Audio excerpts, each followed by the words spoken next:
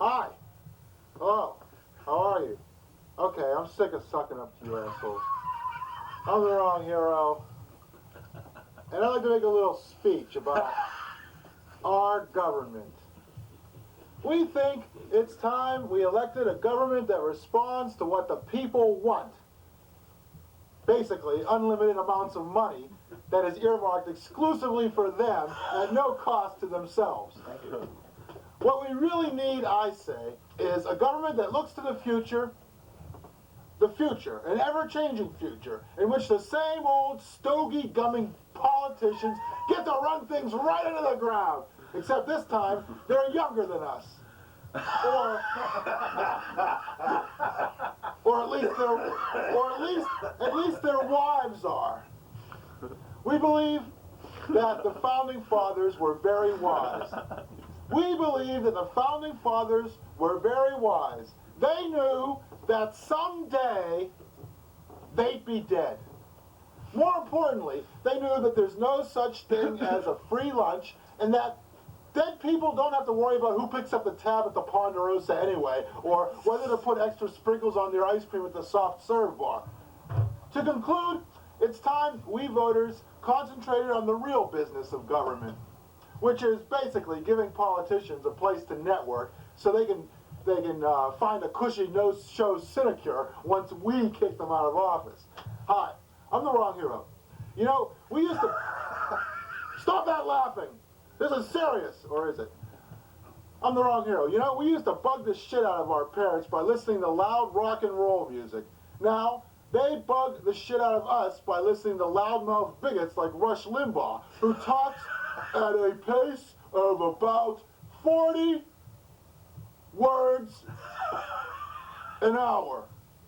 So, alcoholic World War II veterans can absorb his great wisdom. 40 words an hour, so if old Uncle Alky's in the car listening to Rush, he can dig in the glove compartment and get out that flask of gin he's got there and not miss anything, because by the time he manages to slug down half the bottle, the great one will only be on his second sentence. Excuse me, just one moment. This is really good. Is this dead air? I'll tell you what. You son of a bitch, you'll be a dead air if you don't cut me some Yes, I am the wrong hero. As you can see, I don't wear a tie. But when a funeral procession goes by, out of silent respect for the deceased, I pull my shirt up over my head. What does that reveal? Just in case the dead guy had some sort of disease they ain't telling us about. Once more, I remind you, I am the wrong hero. The wrong hero is ignored in Boston, reviled in Manhattan, banned in most parts of South Africa, resented in Asia, a marked man in South America, barely tolerated in Barbados. The wrong hero is a bastard at the family reunion. The wrong hero is a turd in the punch bowl. You can say that again. A socialist on Wall Street. A man without credentials. A minister without portfolio. And these are his good qualities. Most of all, the wrong hero is the world's first alien comedian. He is a lumbering mesomorph. Like most lawyers, he is legal, but morally reprehensible. And people say there's no arguing with success, but the wrong hero has made an entire career out of precisely that, arguing with success. Now, Colin Powell. People are talking about Colin Powell for president. Draft Colin Powell, even though his parents were born in Jamaica. Hey, they say because Colin Powell was a good general, he'll make a great president. The wrong hero wants to know one thing. Since when is a lifetime spent barking orders at shaved tails and jarheads a qualification for running the United States? They're also talking about Lamar Alexander for president. The former governor of Tennessee. Wasn't he head of Department of Education? He was an education, yes. sir. Yes. Yeah, which he wants to Secretary. abolish. Great. Well, maybe he'll abolish the presidency if he gets elected, too. Then he'll be out of a job, but he'll get a fat pension. Just like 99% of those bloodsuckers in Congress. Anyway, Lamar Alexander, doesn't he remind you of a decaffeinated Ross Perot with his ears, big ears strapped to the side of his tiny head? I mean, that's what he reminds me of. Well, they say if you sow the wind, you reap the whirlwind. That sounds like a lot of hot air to me. I'd like to tell you about my father. My father was a garbage man. His head was made of eggshells, and his feet were made of coffee grounds. And every week he got picked up by the Department of Sanitation. He got picked up by the Department of Sanitation. These are the jokes, folks. I'd like to remind you that I'm the wrong hero, and my greatest blunder is in doing something right. You know, Stevie Wonder, he's in the news, he's coming out with an album. Stevie Wonder is still with Motown. And you know, Motown has a pretty unsavory reputation. Motown has a reputation for robbing its artists blind. But Stevie Wonder doesn't care. Maybe that's why he's still with them. George Pataki. Oh, my golden boy. George Pataki, governor of New York. Isn't it that ridiculous? Oh, how much they've... Oh, my love child. Oh. George Pataki is restoring the death penalty in New York. With the unemployment in New York State the third worst in the country, that somehow makes sense. If you can't find a job, execute them. Feed them back. You know what I say? In the future, robots and computers will do all the work, and the rest of us will be in jail, just to keep us out of trouble. I'm the wrong hero, but you can call me We got TVs? Unca Esperanza. What? When are we getting to the tools? Well, we'll get to those. But I gotta go. All right. Almost there. I don't have to cook my breakfast in the morning. I just breathe on my pet pig Porky and boom, instant bacon. And now I'd like to leave you with some of my wisdom. The wrong hero says that history doesn't repeat itself, but it sure does stutter a lot. I'm the wrong hero, and I never tell lies, even though I'm constantly tempted. Or am I? I'm sick of people saying I have an attitude problem. I am the wrong hero. I am an attitude solution. Why do I tease you childlike humans with my ugly dreams and long-winded, drooling vacuity? I appear before you because I too wish to venture to your primitive world. I too wish to feel the red juices of raw meat trickle down my throat. Bro. Sometimes I think of how I would simply like to take my childish drugs and sleep. Because I am the wrong hero. I have been emasculated by your postmodern technology. Or at least, so my computer tells me. One time I wrote a story about a computer on a piece of computer paper on a computer because my computer told me to. And it went something like this. Once upon a time there was this really great computer that told all the puny humans what to do, and so they weren't needed anymore. The end. I have a question for you. If you had a magic wand and you made it disappear, would it ever come back? Here's another question. You know, it's not a question. Here's a statement for you here. There is no life on Mars. I killed them all for being too warlike. And here's another thing, too. Is the wrong hero parody? Or is he irony? Ha! That rhymes. I don't think I'm going to call myself the wrong hero anymore. I'm going to call myself the wrong X because hero is my slave name. You know, it's really hellish. My cat is the only one who understands me, and the hell of it is, I don't even own a cat. All right? I'm the wrong hero. The surrealist manifesto was my teething ring. I'm smarter than the average bear, and I taste like butter, even though I'm made of margarine. And now some more wisdom of the hero. Nintendo is the poor man's masturbation. Politics is sports for people who are too fat to run.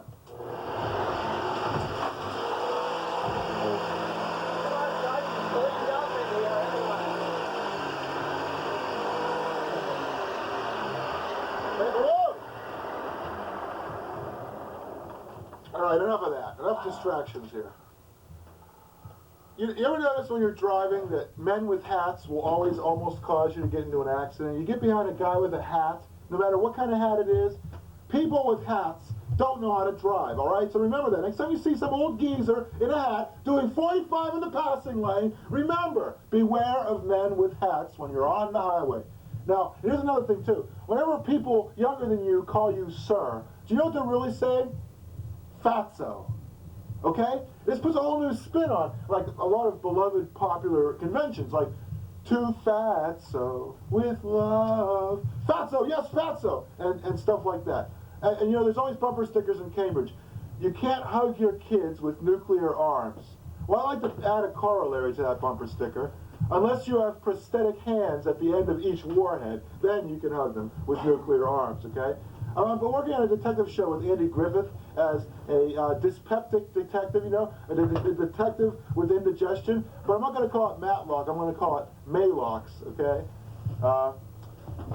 Here's a riddle for you. How can you tell if a hillbilly is level-headed? He has tobacco juice dribbling out of both sides of his mouth. I'll see you later. So long. Sorry. Well, I'm the wrong hero. You might notice I've lost a little weight or gained a little. Well, I'm on the 4 beers You for... look like you swallowed air's rock. Oh, sure, Begorra. Yes, and you look like you buggered a dingo. Now, get out. Go away with you. Yeah, I'm on the 4 beers for breakfast diet. Brain fat just melts away like magic. And, but, you know, I'm getting off of that now. I'm going on the X-Lax diet. And the motto is, shed ugly brown pounds in seconds. I dreamed I was in Maryland. And when I woke up, I was illiterate. I'm not a comedian, but I play one on television. I have a bumper sticker on my car. It's a Braille bumper sticker. It reads, "If you can read this, you must be blind!" That wasn't a band. It was called Jumbo's Colostomy Bag. But, and the piano player was an elephant, but he wouldn't play the piano. He wouldn't play the white keys, because they were made of ivory, see. Not ivory soap either. Well, my motto is, the Christians will prevail and the Jews will be spared, if Allah wills it. That's part of my, like, incredibly, insanely brilliant irony, okay? I was in this organization called the Art Astigmatics, and our motto was, we don't know what we like, but we know art. Tom, I'll see you tomorrow. I'm the wrong hero, and my motto is, hey, I only got 5 more minutes. Where are you going? I just gotta go. 5 minutes, damn it! That's what you said, 20 minutes. No, 5 minutes! I'm serious. 5 minutes. Come back. I want you to come back. Goodbye. I'll see you later. I'm standing strong. All right, don't say anything. I'm the wrong hero. My motto is, kill Quakers. Because they don't fight back. I got a great conversation stopper at a party. You know, someone comes up to you, they talk to you, you don't really want to talk to them, but they insist on talking to you. I got a great conversation stopper. Say what you will about the Nazis, but you got to admit, that Hitler had a nice mustache. It'll get him every time. You know, I used to be a very wealthy man, but in 1989, I traded in on my dollar for marks, German marks. Unfortunately, they were East German marks. So now I stand before you. You know, I've been to the River of Death. And I'll tell you something about the River of Death. The water from the River of Death makes lousy coffee. Probably where Starbucks gets their supply. I'm writing a book. It's called The History of Ignorance. Unfortunately, I don't know where to start, okay? Because I'm the wrong hero. I got a t-shirt that says, I took my vacation in Alpha Centauri, and all I got was this lousy death ray, which doesn't even kill humans. You know, a lot of famous Americans are aliens. Now, some of them you might suspect were aliens, like Richard M. Nixon, alien.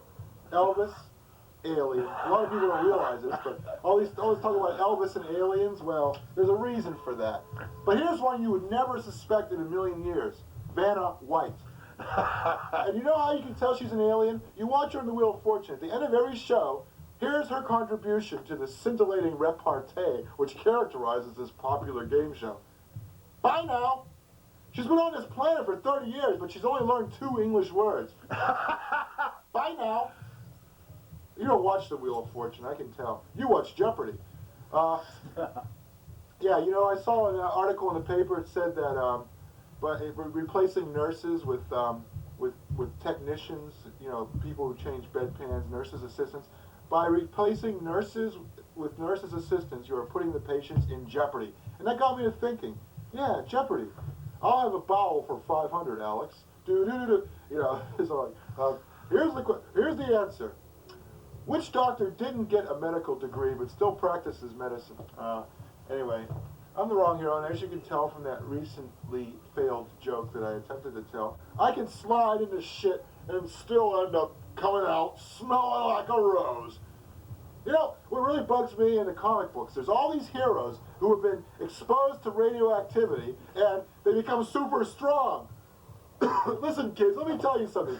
You get exposed to massive amounts of radioactivity, and here's what's going to happen. Your teeth will, you know, your hair will fall out, your genitalia will shrivel up to the size of a raisin, and you'll be spitting your choppers out onto the tarmac. That's what happens with massive doses of radioactivity. Okay? Spider-Man and the Incredible Hulk, please copy.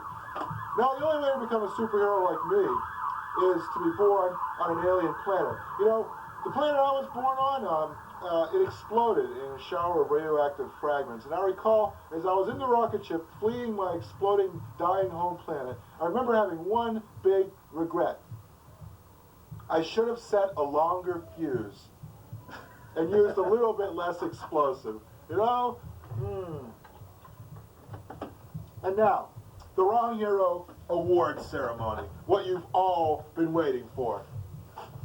And since nobody is willing to give the award to the Wrong Hero, I will have to award the award to myself.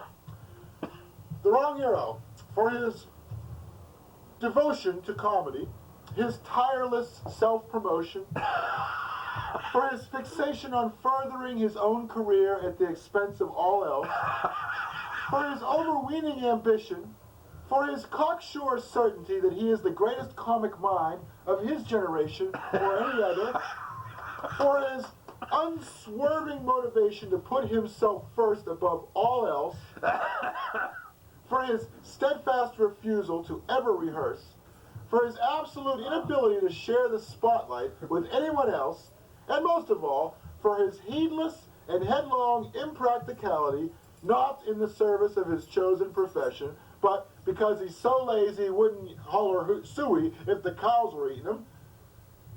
The Wrong Hero Award goes this week, as it goes every week, to the Wrong Hero. Thank me. You know, I'm from the old school. In other words, I'm an incorrigible ignoramus. Thank you. I'd like to talk a little bit about a movie I'm going to be making. You know, I got to set this up though. You know, when Jesus died, where did his halo go? And another thing too, when Jesus was on the cross, right? Like, did he pretend he was an airplane? He was, I'm flying. Take that, Pontius Pilate. Hey, Mary Magdalene, I can see your house from here. Wow, the jet stream sure does whistle through the holes in my wrists. Yes. Well, anyway, this movie I'm working on, it's called Jesus and the Bad Thief. You know, and it's like the Prince of Peace and the King of Thieves together for the first time and the only time. Well, here's the awards that the Wrong Hero gets as part of his Wrong Hero Awards. The Hammer of Justice, the Wrench of Righteousness, and, let us not forget, Eldritch Cleaver. Not bad. Kind of blunt. Well, I'm the Wrong Hero, and I have been arguing with success.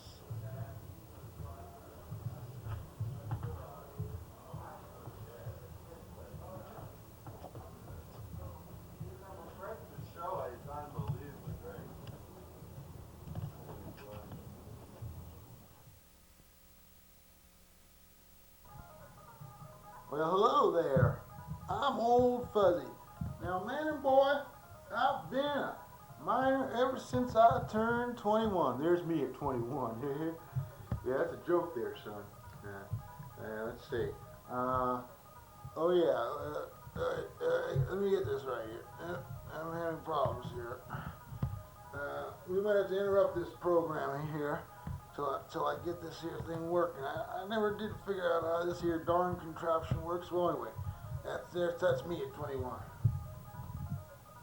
And here's another picture from my family album. This here's how I met my wife. I was playing poker in a lowdown dive, and she up and put.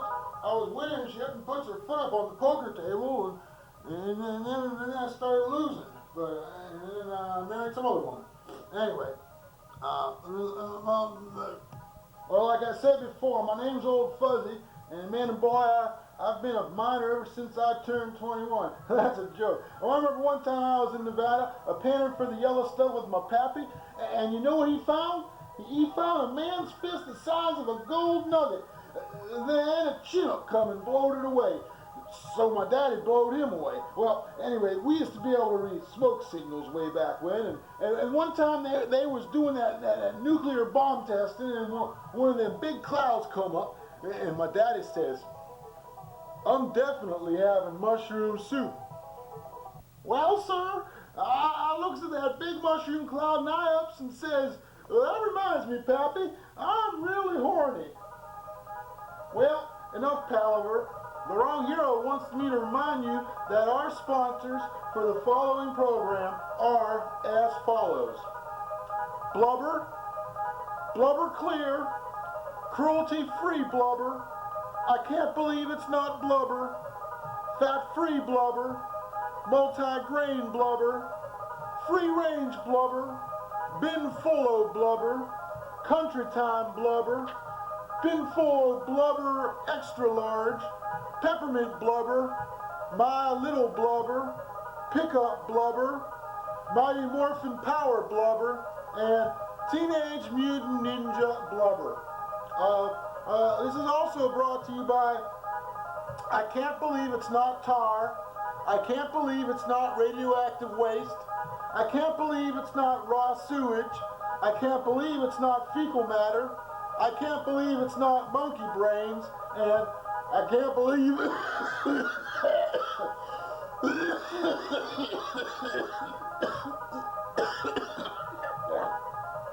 it hasn't gone bad yet. Yeah. And The Wrong Hero is also brought to you by I can easily believe it's not butter.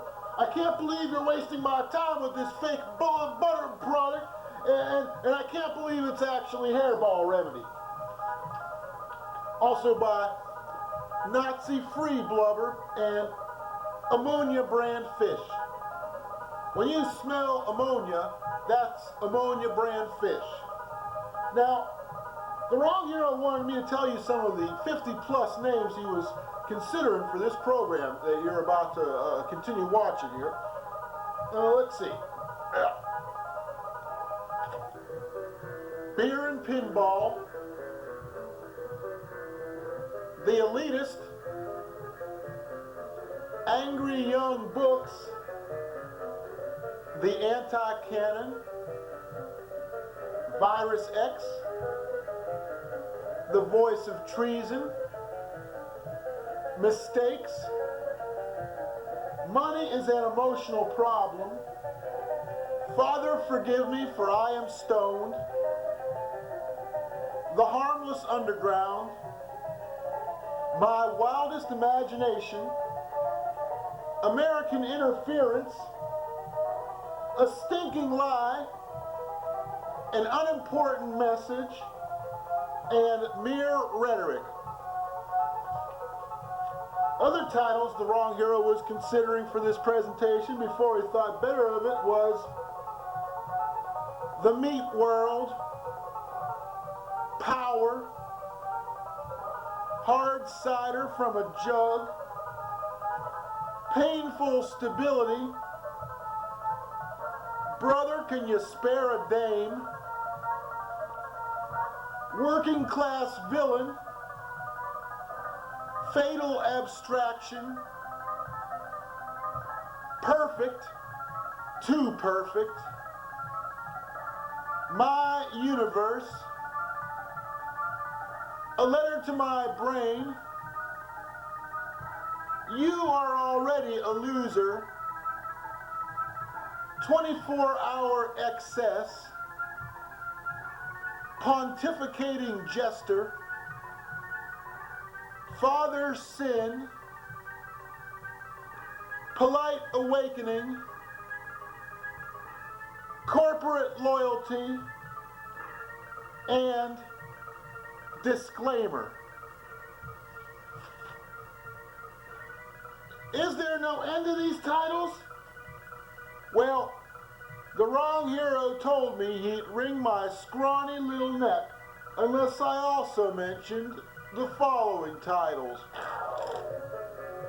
Earth to Hero, Choice Words, Apocalypse, Why Not, Virtual Exile, Mayhem, Plasticine Logic, Execute the Usual Suspects, Admirable Bully, Foreground Music, Service with a Snarl, Ask Me If I Care, Cheap American Corn, Criminally Sane, Malleus Maleficarum, The Weird Kid, The Happiness Machine, What It's Like to Know the Wrong Hero. And in the up and coming months, The Wrong Hero will be sure to bring you a swell feature-length presentation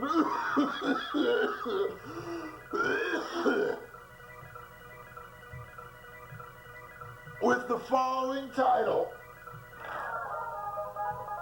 Super Boo, Warm Turkey, Hate, So Tough,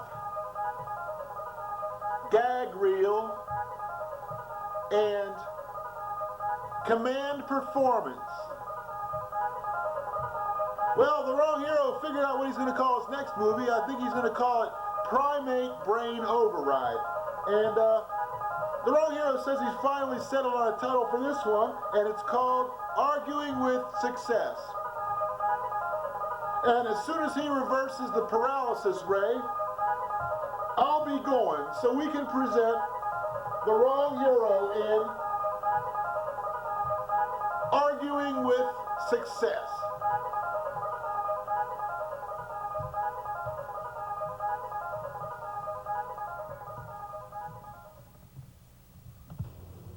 Hi, I'm the Wrong Hero.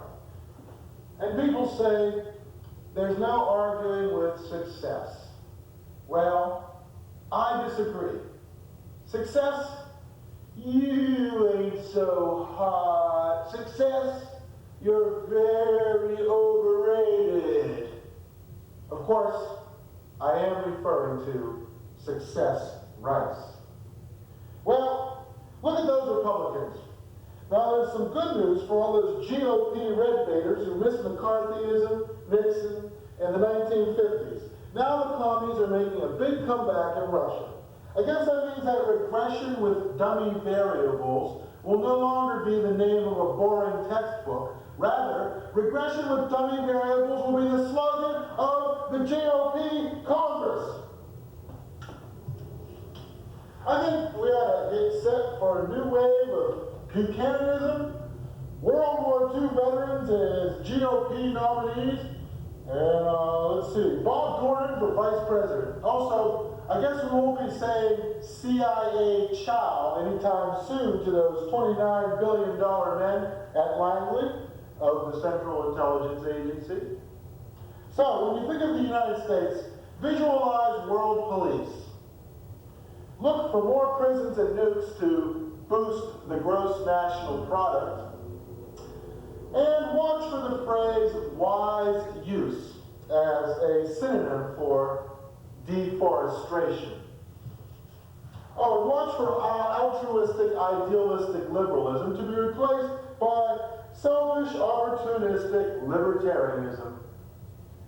Think of the United States as a first world nation governed like a third world satrapy. And keep in mind that when giants learn to dance, a lot of dwarves get crushed. And now it's CIA, Police Academy 9, Guatemala, Operation Thwart Democracy.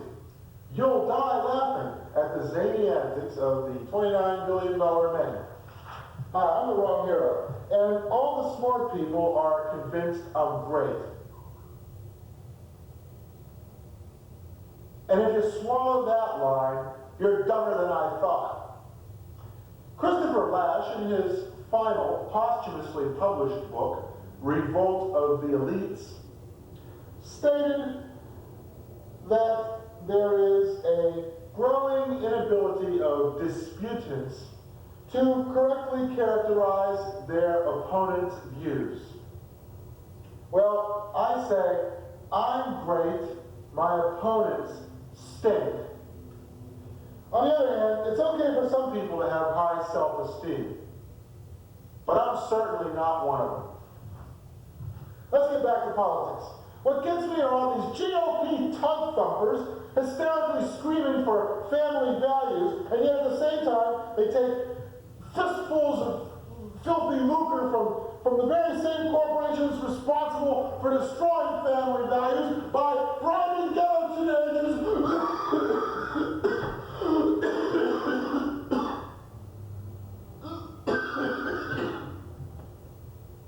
with cheap tennis shoes and forcing them into a life of crime so they can afford to pay the outrageously inflated prices.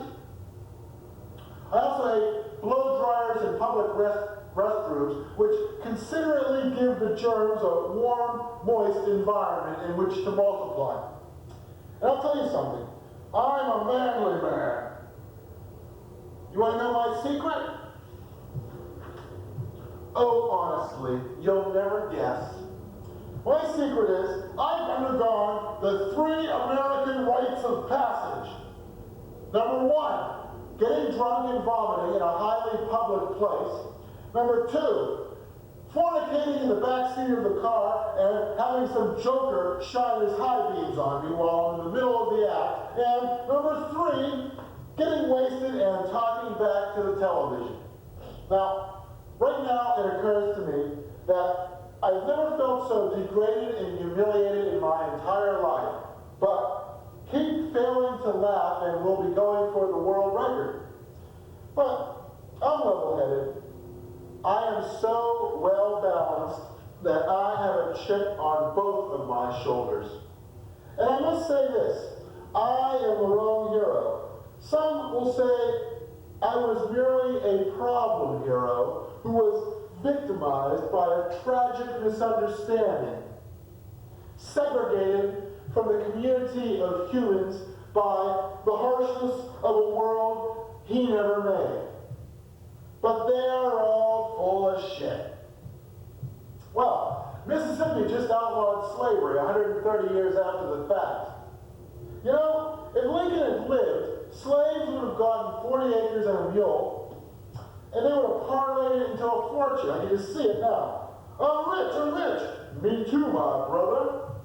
Yep, they'd be as rich as Bill Cosby, and white people would be a nation of urban proletariats if only Lincoln had lived. Lincoln, the last good Republican. The only good Republican. The first Republican. Unless you count George C. Fremont, but you know, that was the Free Soil Party anyway. It's hard to steer a middle course between thinking that nothing matters and knowing that everything matters. So I won't bother. Now I want you to know this. The man who has said I am stern, humorous, and implacable has grievously slandered me. And I will hunt him like a dog to the ends of the earth, if need be. I believe all Earth people are mishapen freaks. Not really. I just like to use that word, mishapen. I like it a lot. Now I just figured something out. Jesus is always drunk because, in 25 words or less, Jesus is always drunk because his blood is made of wine. Now, that explains a lot. You know, I come from a rough neighborhood.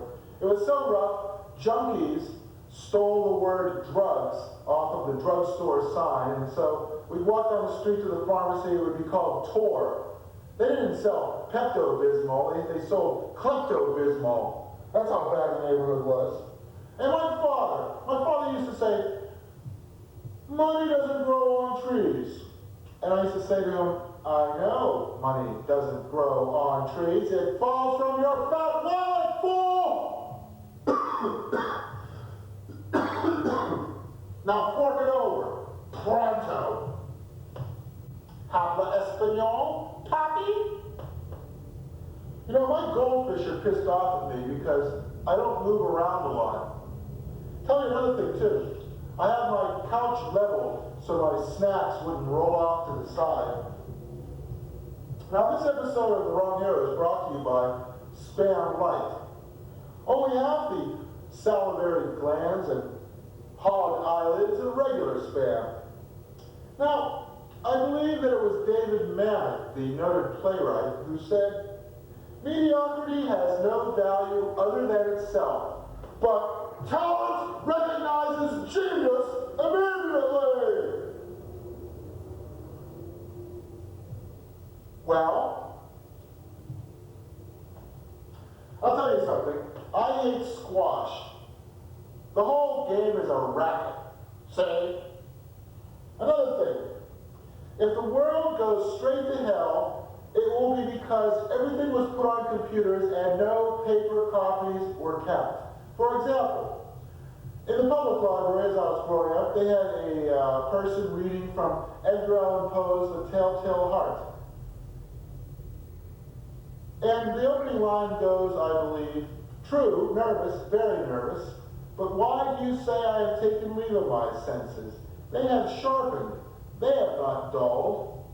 However, the record skipped, and so what the record actually said that the first words of the story were was, true, nervous, Vernon, but why do you say I have sharpened my senses? There's the phone, listen, I'll be right back, okay? You know what that was? That was somebody trying to give me the Discover card. Where were these jokers when I really needed a credit card, huh? Now that I already have credit cards and don't need one, they're coming out of the woodwork. I don't need the Discover card. The Discover card pays you back. I have the Wrong Hero card. It really pays you back. And how? You don't get away with nothing with the Wrong Hero card. Let's see, where was I? Oh yeah, another thing. Hollywood, advertising, and insurance. They could all vanish tomorrow, and we'd all be better off. A whole lot better off. Instead of going to movies people would read. Instead of buying stuff they don't need, they only buy stuff that they really need. And instead of like going around and getting into automobile accidents, they'd be a whole hell of a lot more careful because they have to pay for it out of their own pocket if insurance wasn't compulsory, or if they just made a surtax on the gasoline tax. Now here's what gets me. When you tell people at a party that you're a comedian, they expect you to perform a routine right on the spot. They don't offer to pay you or anything.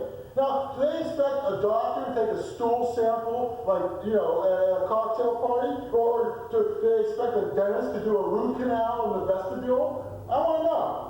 I'm shading perilously close to conventional material here. So, you know, I really don't understand people who get body piercing. You know, next thing you know, that they'll be doing body piercing for pets, right? Well, I'm way ahead of the curve. I have a goldfish with a hook through his lip. Does that mean I'm cutting edge? You know, they say violence never solved anything. Well, that's true. Except, violence never solved anything except the problem of how to defend yourself, maybe. That it's solved. Now, I'm writing a book, it's called History of Ignorance. But I don't know where to start. And I'm writing another book, too. It's called History of Cynicism. But I don't know why I bother, because nobody's going to read it anyway. Now, with the baby boomers aging out, I'm thinking of opening my own little bar and grill. Check to see if my car's getting a ticket. Yeah, I think I'll open my own little bar and grill for baby boomers who are like approaching retirement. It'll be called the Alzheimer's Lounge. A place where everybody knows your name, except you. Alzheimer's Lounge, a place where you can forget your problems, and everybody else's, and everybody else. Alzheimer's Lounge, conveniently located, we think, we don't remember. Ask about our specials. We have them written down somewhere. We think. We have and serve over 300 different types of beer, which is great, except we don't remember where we put the bottle opener. So visit Alzheimer's Lounge. You'll never forget it because you already have. Yes, yeah, no. I feel like I'm living in a goldfish bowl. Glub, glub, glub, glub, glub, fleshy human things. Just a little bit of gratuitous silliness. Living in this country, you realize everything is sports. Like science fiction is sports for people who throw like girls. Politics is sports for people who are too fat to run. And masturbation is the poor man's Nintendo. Well, there's that folk song, If I Had a Hammer. I'd like to write an updated version of that. If I had a gun, I'd shoot it in the morning, I'd shoot it in the evening, all over this land. Actually, that's kind of redundant because, that's a perfect description of life in Central Square. Yes, this is Central Square right through the window here. Oh, I'd like you to say hello to some of my cohorts, the Katzenjammer kids, Flash Gordon, Little Annie and Rudy, Dagwood, Toots and Casper, Ozark Ike, and Brilliant Father, also Jungle Jim and Hubert, and Mr. Greger and Rick Kirby up there. Yes, defunct King Feature Syndicate cartoon characters. They're my best friends. I'd like to sing a little song for you now. Every little breeze seems to whisper, Louise, make it stop, make it stop. There. Yes. Well, I got kicked out of church for putting A1 sauce on a communion wafer. How do you like that, huh? Well, the reason I did it is because, everything goes better with A1. Well, here's a trick. When you're getting communion in church, get back in the line and hand the host back to the priest and tell him it's spoiled and demand your money back. Or better yet, get back in the line, get 2 wafers, and get some mint jelly and make yourself a Lamb of God sandwich. Growing up, everything was handed to me on a silver platter.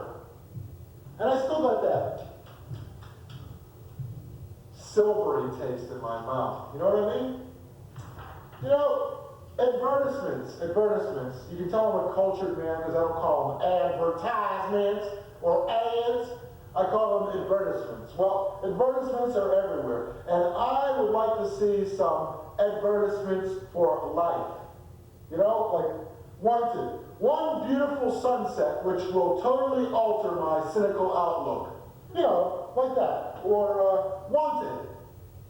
A strong interest in something other than commodities, which is significant enough to give meaning and purpose to my otherwise squalid and pointless existence.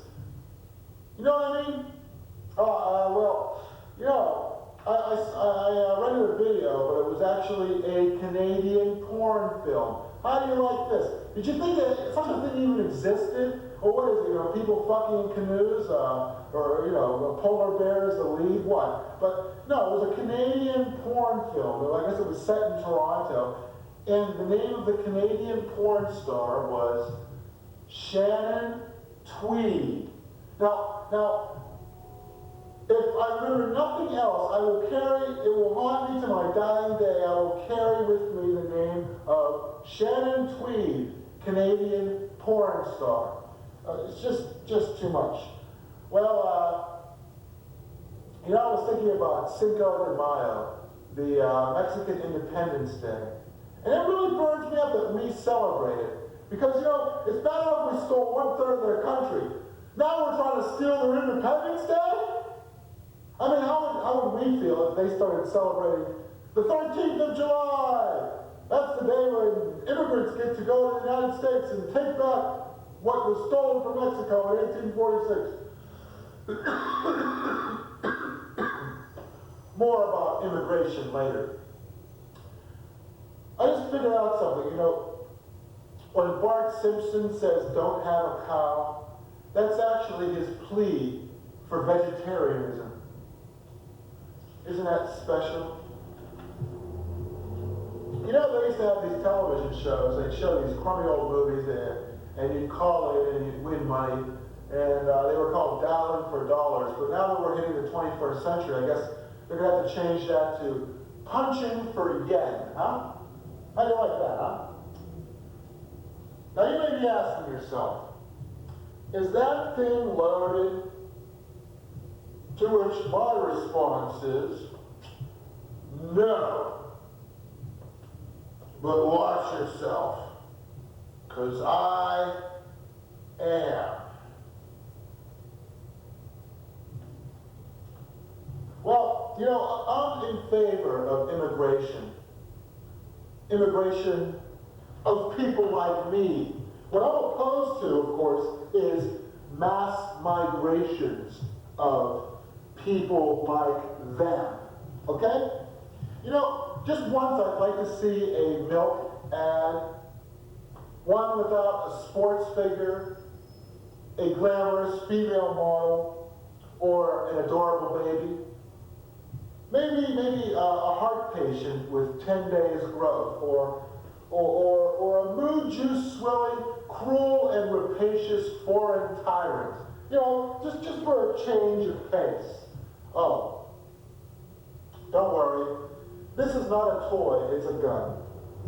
Now, I have something I have to say to you. If you don't laugh, my heart will never forgive you. Just bear that in mind. I used to see all these signs during the 60s, free love, free love. Gee, I didn't know he was arrested. What's the charge?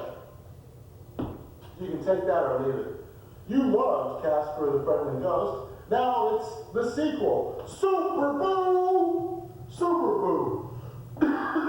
He's so invisible, even other ghosts can't see him. He can not only walk through walls, he can walk through other ghosts. He's Super Boo! By day, a mild-mannered ghost. By night, he protects the innocent and weak ghosts everywhere as Super Boo! You know what my slogan is? Life. I can take it or leave it. You may think I'm putting on a little weight, but I can still wear the same toga I wore in college. Okay? Being a celebrity, folks come up to me and say, I've read everything you've ever written. To which I reply, I've probably written everything you've ever read. And then they look hurt and back off and they say, well, I'm sorry, I didn't want to try your patience. To which I reply, try it. You've already used up about 3/4 of it.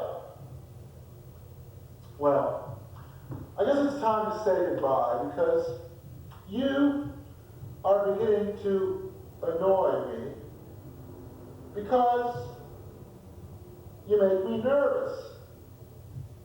Because you're evil. Evil.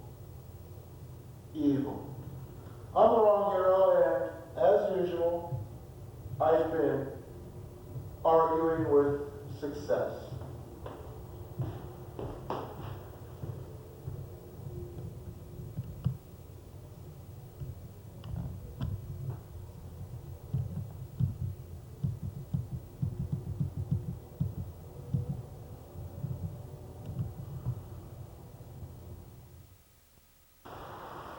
Hi, I'm the wrong hero, and I thought you might find it interesting to learn what it is a superhero like me does when he's not out fighting crime or causing trouble or whatever it is the wrong hero does. Well, during my off moments, I like to clean up around the house. I like to clean out my closet, basically, and all this stuff's going to go right into the dumpster because I don't want those poor people wearing my clothes.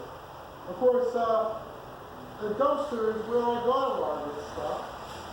And so perhaps you will find it of compelling interest. Let's see. What's this? Is this even mine?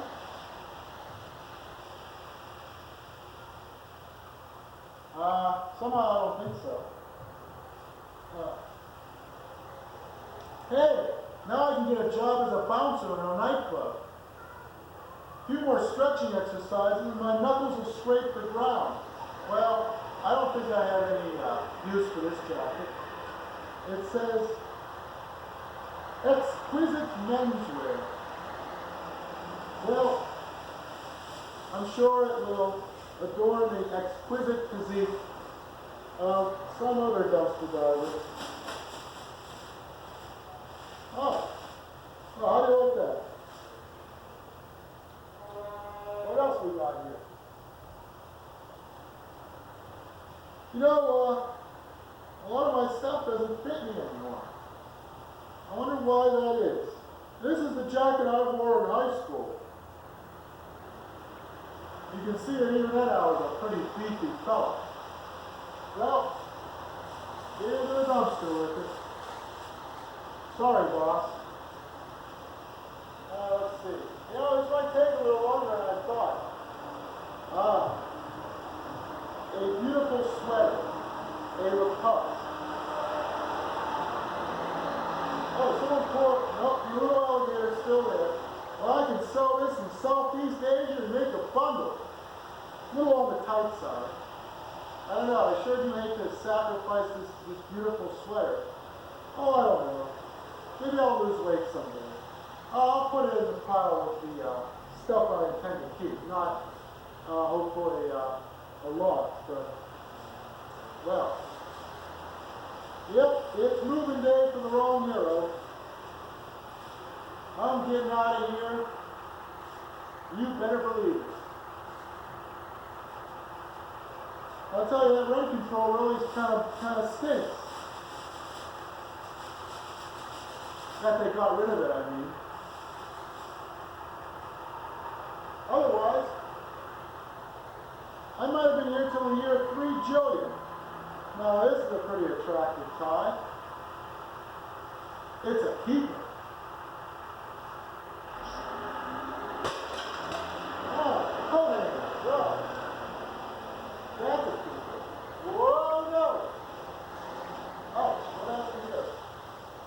Stinky old duffel bag and a pair of headphones that probably doesn't work.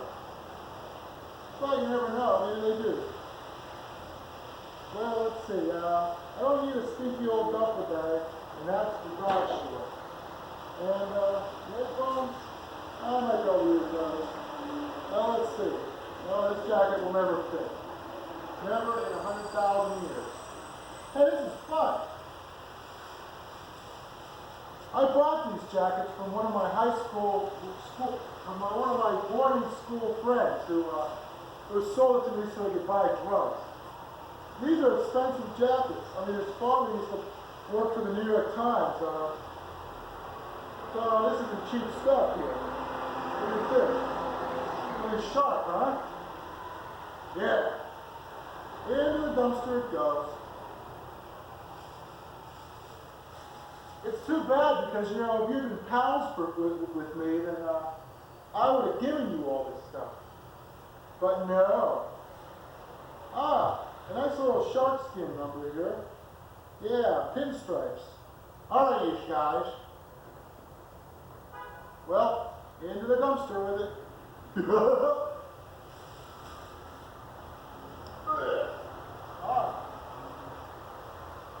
A white jacket. Just the thing for springtime. Well, I don't think this fits anymore. A pity, too. Oh, I got filth all over the arm. Hey, maybe I should keep it. I don't know. Come in handy for those job interviews. Hi, I'm John Travolta, and I just stuck my hand up to the elbow in filth. Well, I've already filled up one bag.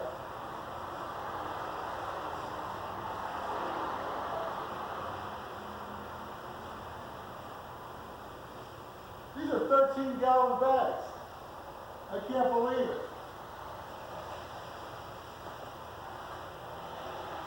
Jeez. Look at that. Cheap. You know, I filled that bag too full. I can't get it tied up now.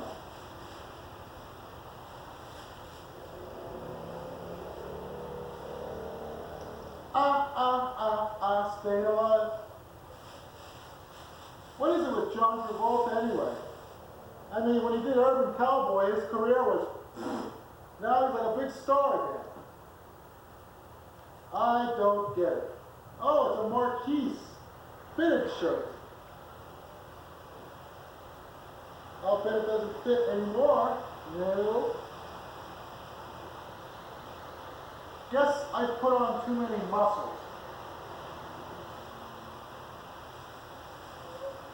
Actually, see this? See this? This is not muscle, it's fat.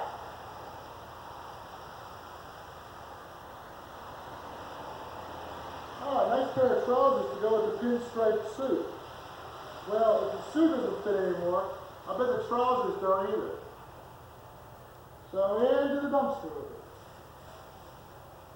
Yes, sir, making big progress here, big progress. Well, let's see. You know, this might take all day. I don't got time for this. I gotta get out of here. Whoa, it's wear guard work clothes. Size 34. In my dreams. Gee, what if some of this stuff fits and I don't have any clothing? Oh well. Well, this kind of fits, but I don't know. Makes me look like I've just taken a lot of steroids. Just call me Arnold, I guess. And I don't mean Tom Arnold. Hey, that's how Tom Arnold got that co-starring role in that Arnold Schwarzenegger film that didn't suck. Because his name is Tom Arnold. Tom Arnold Schwarzenegger. See? Get it? That way, they only have to like print up like, you know, 1.5 names. And then that way they can save money and put it on the screen. Well, what the hell are we here? Some sort of flannel doohickey. I don't think so.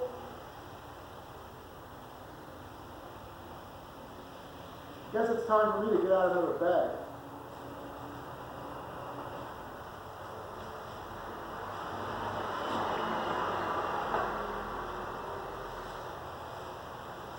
Well, well, well. Making good time.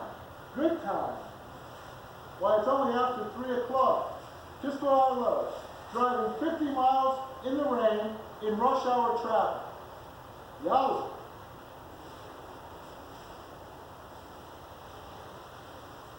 Just to get rid of a bunch of clothes.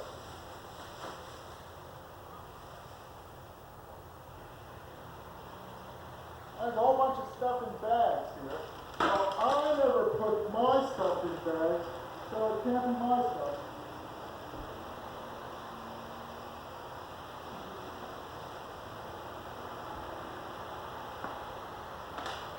Aha!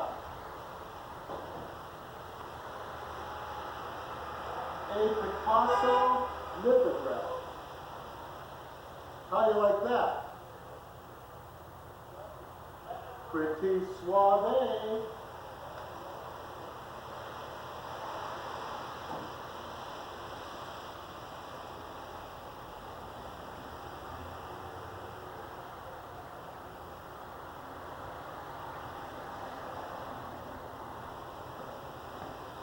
And the hits just keep right on coming.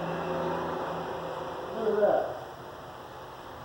Bunch of old worn out shoes. Hey, these tennis shoes don't look so bad.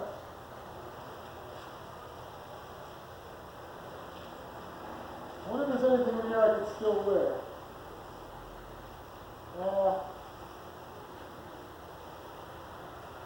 The hell with it.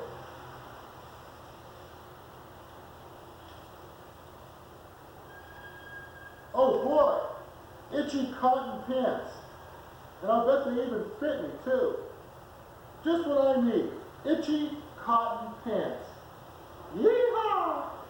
Well, I'm getting high off in the hog now. Me and my itchy cotton pants. Whoa. Yo. You know what? I would never wear these. So why am I wanting to keep them? You know, I'd go to the Goodwill and buy pants for $2 that don't itch and that might fit me. You ever notice they don't have any normal size pants at the Goodwill? Either it's like for shrimps, anorexic shrimps, or gigantic fatzos. They never have any normal size 38 type. 38 waist, 32 long, forget it. You're more likely to find 44 waist, 26 long, or maybe 28 waist, 36 long. You know what I mean? Like bean poles or fatzos, but no normal pants. I guess normal looking people are too stingy to give their stuff to the Goodwill, huh? Oh, what's this? My spikes. These may come in handy. Of course, only one's no good. You need two. Of course, the spikes are worn down. I used to wear them to fancy dress balls.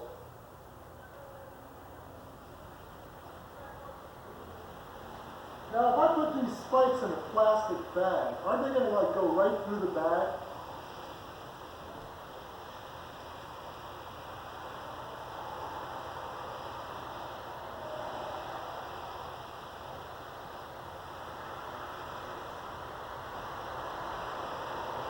You know, this is crazy. I should have done this years ago.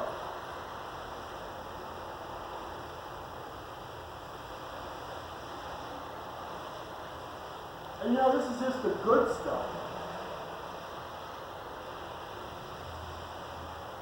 And if the good stuff is like all stuff that doesn't fit me, I can just imagine what the stuff I've not even looked at for 15 years is going to look like. Into the dumpster with you. Hey, what do you call a homeless ballerina? Why, a dumpster diver, of course. Whoa. Say, pretty sharp. Where did I get all these pinstripe jackets? Guess I got them from that buddy of mine in high school. Interesting story about him. You know, his dad sent him to Singapore, but his snotty wife didn't like it there. So he passed up any chance of getting a big promotion. Then again, he probably also avoided making pals with Mr. Neeson and getting involved in that burying scandal, too.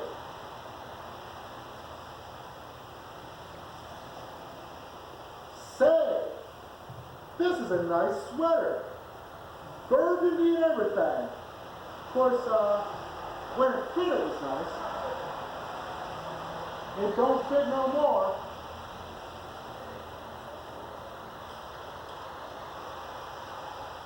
Whoa, hold the phone. A swallow leather coat.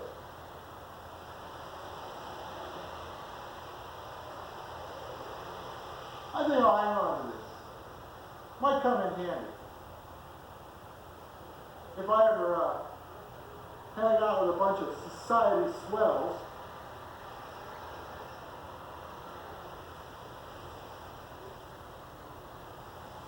Well, so far it's dumpster 20, keep 2.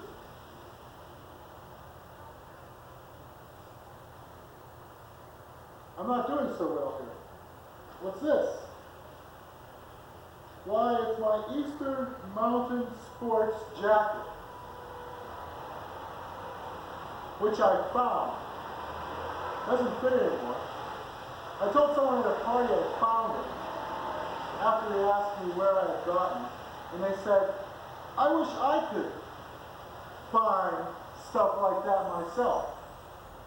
But it's true, I did find it.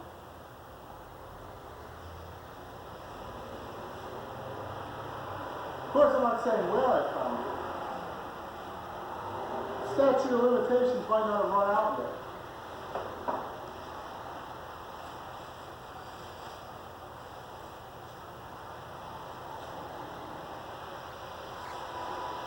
Well. We're making some mighty good progress here, some mighty good progress. But it ain't good enough. I gotta get rid of all this crap. Here we go. It's vinyl.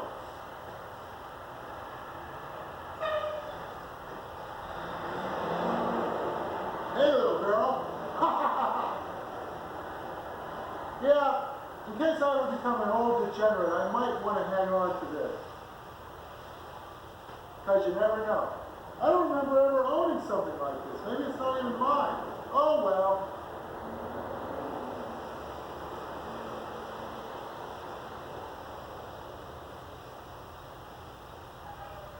Whoa.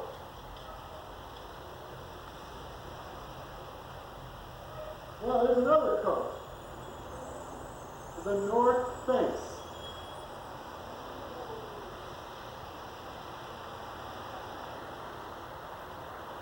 Whoa, does this ever smell? Doesn't fit anymore either. So into the dumpster room, says I.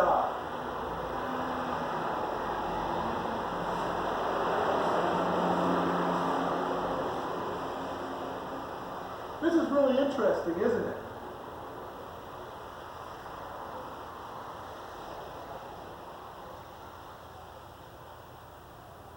Well, a half sleeve, size 15. No way, Jose.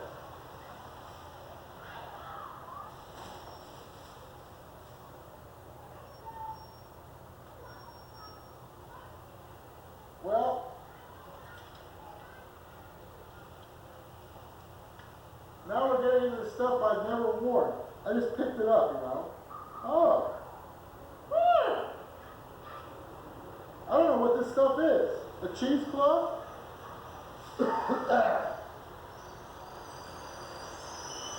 This is crazy. Crazy, I tell you. Well, even this did fit. One time I wore this jacket coming into this apartment building, and some satirical black youth said to me, homosexual, with his wrinkled jacket and his dirty hall. Pretty interesting use of slant line.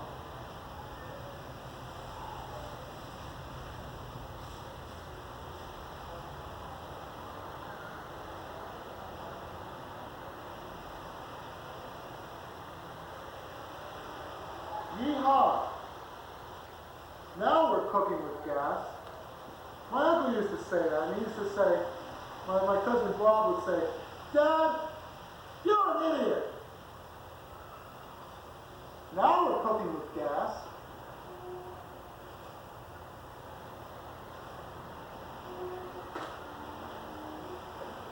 You know you're in hell when you can go barefoot in January. When the bumper stickers read, ask me about my eternal torment, and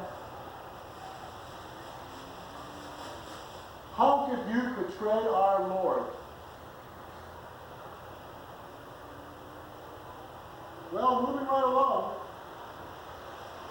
Well, a pair of torn bib overalls. Huh.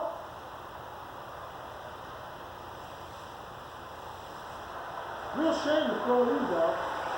They're probably my only bib overalls that still fit. Of course, if you want to see me with little folds of flab sticking out of the torn side of bib overalls, then you're welcome. What's this? A UK Subs sleeveless t-shirt. You know, I don't even like the UK Subs. And it smells like dust. I'm sorry if this valuable piece of memorabilia from the Great One's United States tour is something you desire, because you can't have it.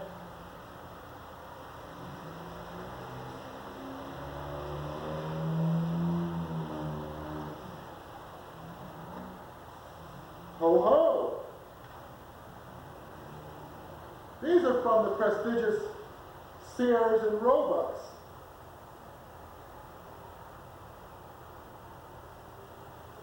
They sure have seen better days. They look like they might fit. Yep, they'll fit. Whoa, look at this. Big hole in the crotch. Gives a whole new meaning to the phrase, crotch on fire.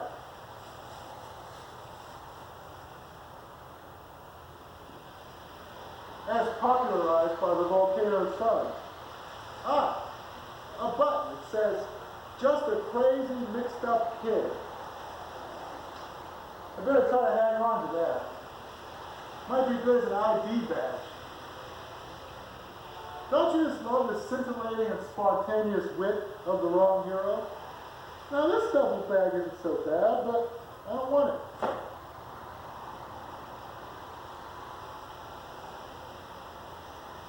You know, I'm scared to even look at some of this stuff. I might turn to stone. Which was a big hit for ELO. Well, well. Seems like a shame to throw this out. Hi, I'm Bob Hope. I'm Bob Hope.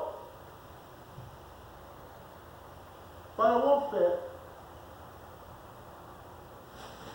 Maybe Bob Hope will go dumping for it. Ooh. I say, lady, shall we call a handsome cat? No, let's call an ugly cat. I don't know, I might be able to use it. Woo! Can you believe I once wore this?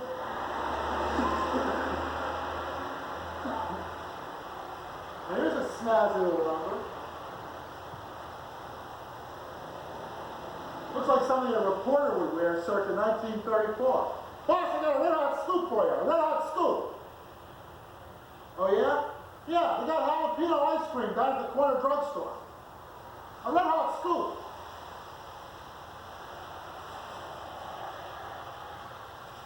You know, this spontaneous, off the cuff stuff, get it? I mean, it's hilarious, isn't it?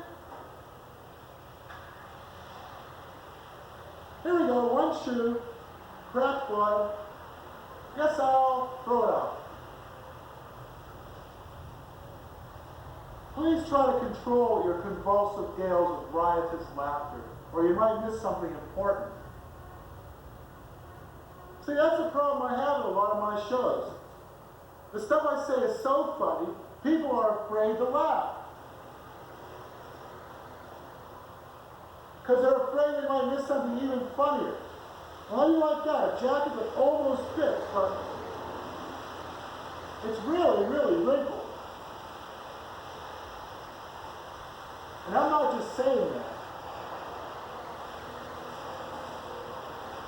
Or maybe I am. Don't you just love how I keep up a pattern? Riotously funny, I might add. Gosh, it sure is getting late. And I'm not even halfway done. You know, that's really too bad. I mean, instead of wasting my time cleaning out that bedroom, I could have been doing this.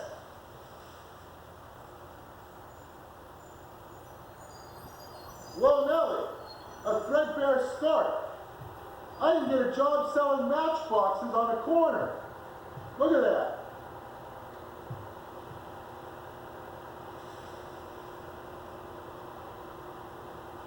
I love it. A wrinkled tie.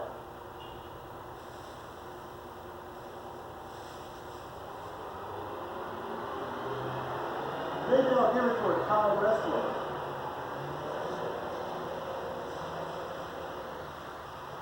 Hi, my name is Jack London.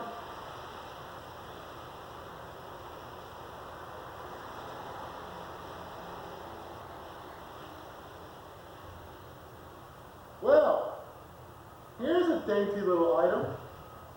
La-da-da-da-da-da-da. A 16-year-old sweat sock. 1979. A good year, not a great year.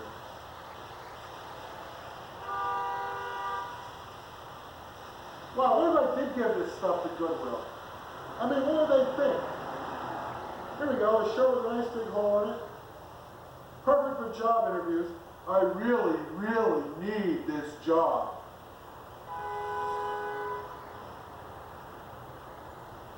A belt. Could double with a nice little stash. Whatever that is. A sock. Not a bad sock. Just because it has no mate. Oh, a filthy muscle shirt. You know, back in 1977, I used to wear this. And my girlfriend at the time, she was this French girl who was related to Isadora Duncan. And she said, I don't like that shirt. I guess it was too lower class for her. Uh-oh, they're after me.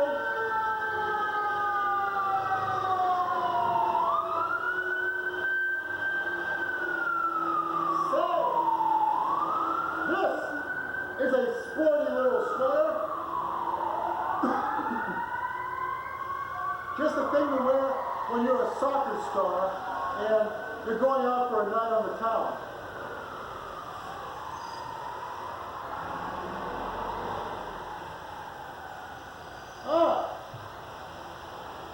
A pair of leotards.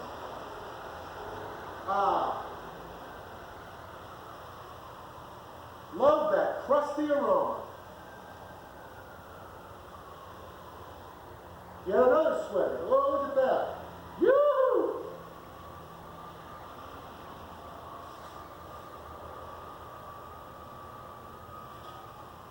Wow, wow-wee. A pair of blue jeans with a big hole in the crotch.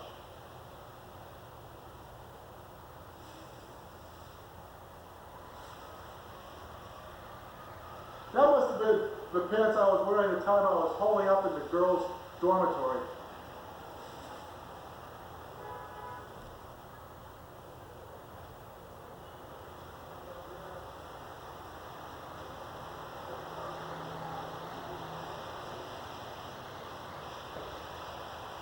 Well,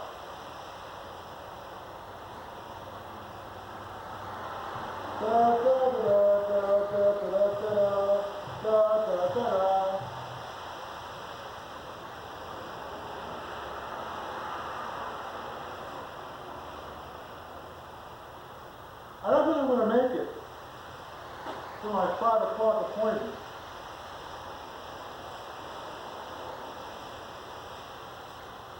Unless I pull up to it with a carload full of reeking clothes. That'll impress him. I I've got like about 10 bags of stuff here, and only one of them is any good at all. Makes you wonder. Maybe I should just stop looking at the stuff and just throw it in there. Unless it's funny. Hey, look at this. Great King's sheep. It's a sweatshirt windbreaker for Ivy League hoodlums. Hey, this will wipe the prints off. We're going to break into the Owl Club.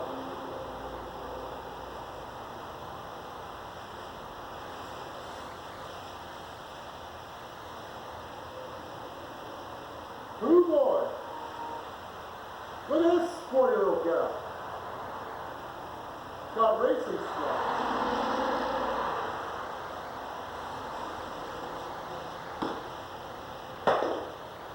Now here's something, is this a tablecloth from an Italian restaurant? No! It's Old McDonald's go-to-meeting shirt. Oh boy, a sweater. It has the famous band, the Probers, on it. Who knows? I might be able to sell it to some chump for 25 bucks.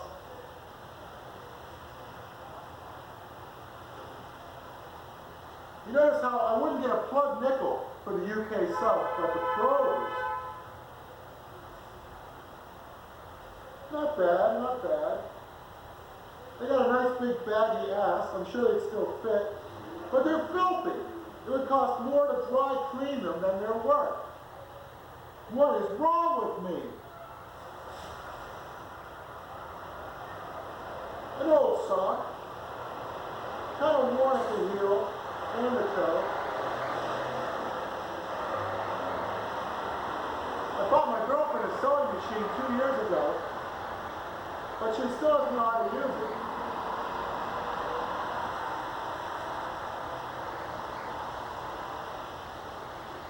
Hey, here's some rugged outdoor wear for the man who wants to look good while he's climbing mountains.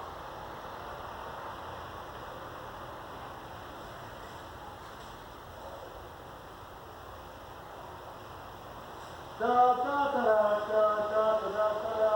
Come on, everybody, join me in the chorus of the animal chorus.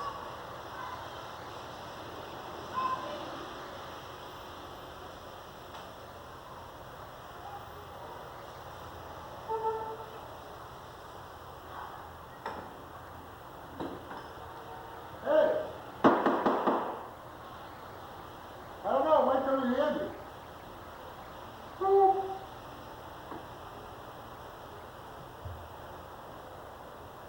Hey, this must go with that suave jacket. It seems like a pity to separate them.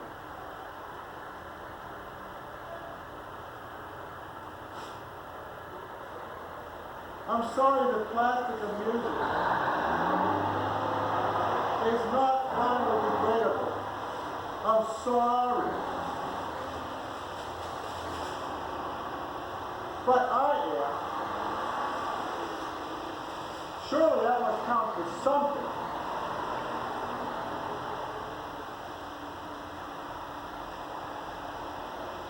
You know, I had this shirt when I was 14.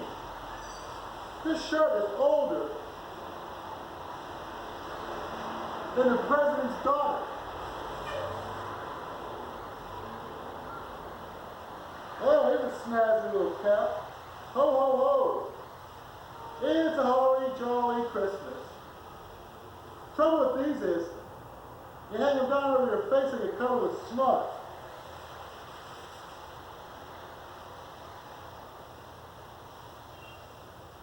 Well, it's getting easier now.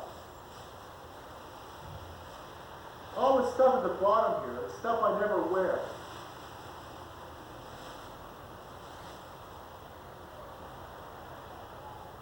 You know, I haven't found one decent shirt in this whole batch. I mean, this one's a Van Heusen. Oh, I'm Van Heusen. Gesundheit. No, I don't think so. Sorry, Van. Like, you think the designer cares instead of throwing his shirt out? Heck, fire, no. Well, here's an interesting shirt if you're bullfighting. Hey, Toro. And it's a 16 3/4, a 16 and a half, size 34, 2-button collar. I don't know, kind of hate to let this baby go.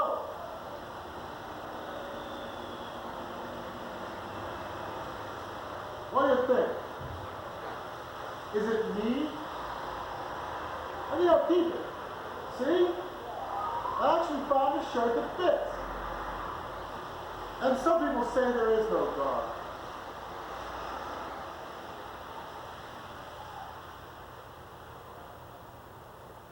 Oh boy! Stinky underwear.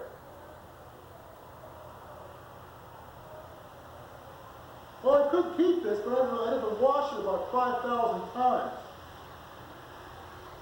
So, who needs it?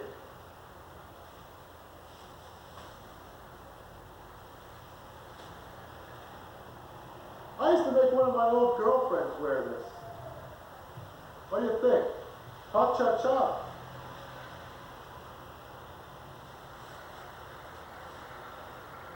Notice how I said I used to make her wear it. Well, the fact that she could fit into it made her more than glad to put it on. The Forest City, Iowa band. World renowned, of course. I don't think it fits anymore. Gee, that's really a shame, too. I love wearing funky windbreakers that I am not entitled to wear, just to fool people into thinking I'm from Forest City, Iowa. Hell, I don't know Forest City, Iowa from Forrest Gump, Iowa.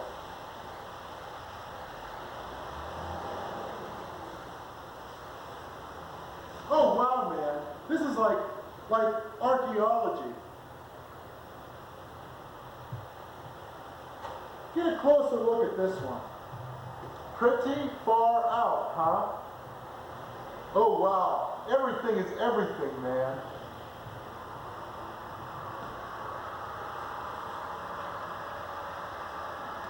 See, it's a shame to let this one go. I mean, it kind of looks like an ice cream flavor. It's my ice cream shirt. I'm an ice cream soldier.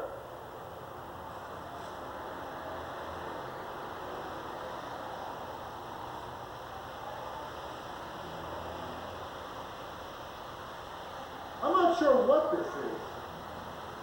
It looks like a chamois cloth or something.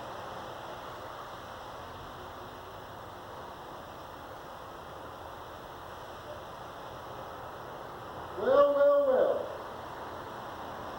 An old towel. So filthy it could stand up and walk around the room.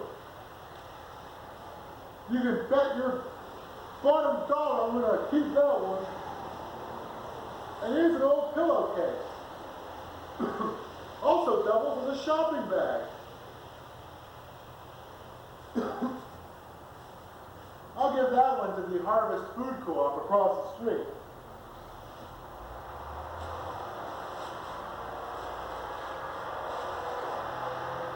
Surprise, surprise, surprise.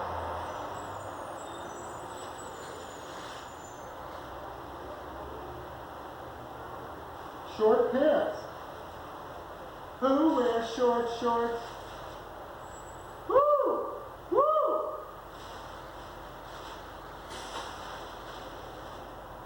You know, I don't think these would fit me.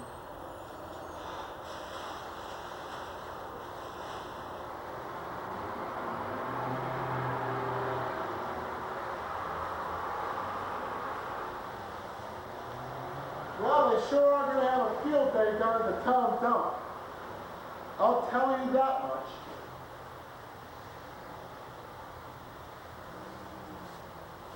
You know, there's still a lot more stuff to go here. Now, here's the dilemma. should I take the hangers with me? You know, I can always use hangers. It's not like I'm Howard Hughes and I have hangers all over town. Real hangers. Airplane hangers, that is. Don't you just adore my scintillating, spontaneous wit?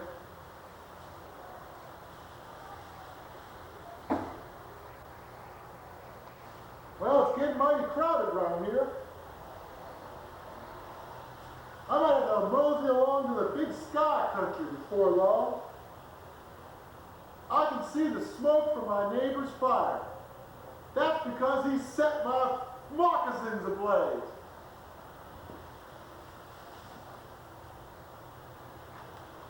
Well, well. Security guard pants. Hi, I'm a security guard. I make $4.25 an hour and I wear wrinkled security guard pants. I really was a security guard. You believe me, don't you?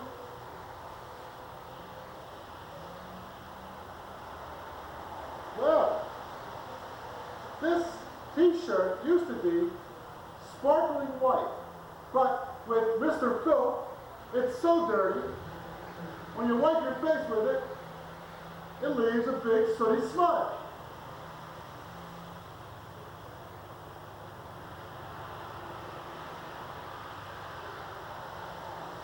Kelly green pants with paint stains. I might want to wear these to my wedding. Maybe I should hang on to them. I don't know. Oh. There's no button hooking them together, just an old safety pin. Solid, man.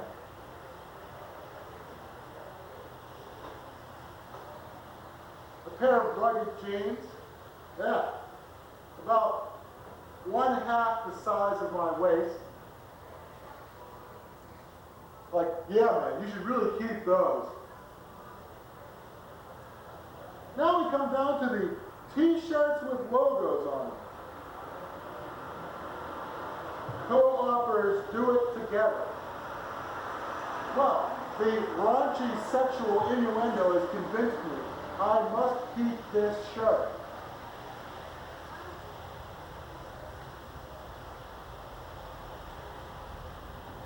Wow, a sleeveless Erie, Pennsylvania shirt. This'll come in handy. When I want to wow all those sophisticated New York City debutantes, I'll just sport my Erie, Pennsylvania shirt and break into a rousing chorus of, "Here's Farmer Brown, he's a-looking mighty smug now." Wow, a bicycle shirt. How can you tell? It has a real bicycle wheel on it with a little wig. I used to wear this in college, and one time I heard one of the serving ladies in the dining hall say to another one, "That's a real nice shirt." Well, gee, kind of makes me reluctant to get rid of it, but get rid of it I will. See, it's got a little pocket right in the center. Comes in handy for holding my sewing needles and stuff. Here's another ice cream shirt.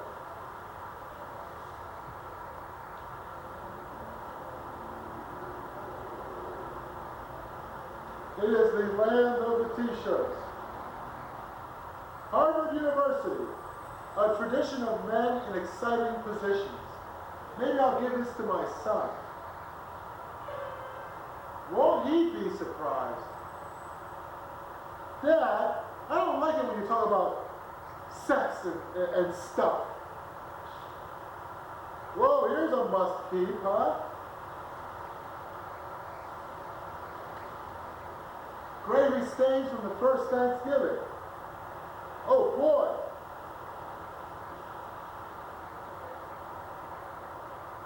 Castle Shannon Fire Department.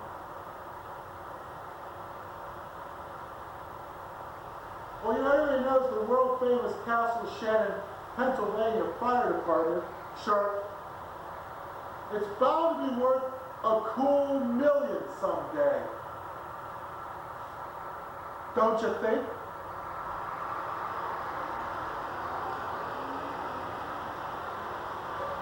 Whoa, Nelly, hold the phone. A Mr. Peanut t-shirt. It doesn't fit, but I must keep it.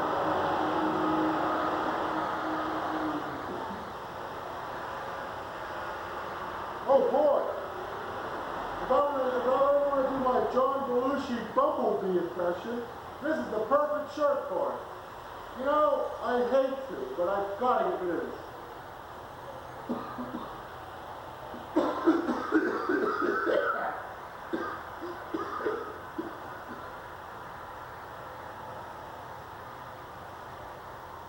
Wow.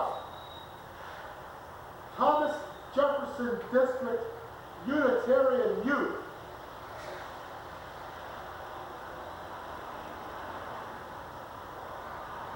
You know, that movie Jefferson in Paris, that would actually be a pretty cool shirt to wear, man. Wow, look at this one, huh? No logo on it. Guess I'll just get rid of it. Everybody knows a t-shirt is worthless unless it advertises some product or corporation. What could be more déclassé than a plain, solid colored t-shirt? Well, a mighty swinging sweater vest combo. Hugh Hefner, you're a piker. Look what I wear around the mansion.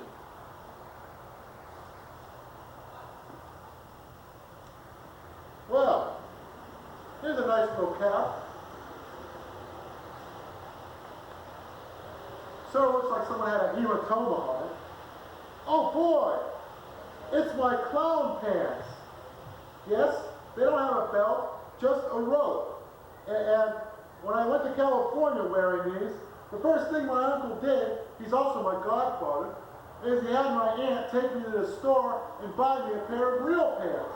So these come in handy for making your relatives really, really guilty. I had a psychology professor in college named Dante Cicchetti who wore a pair just like it. Natch, I wanted to be just like my hero, so I got me a pair.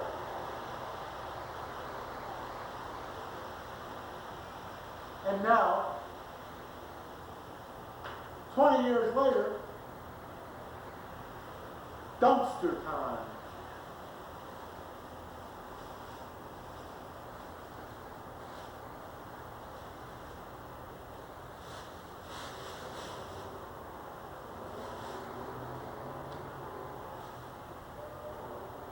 Uh-oh. Why, this is from the Index Athletic Club, where we get your body into shape, period.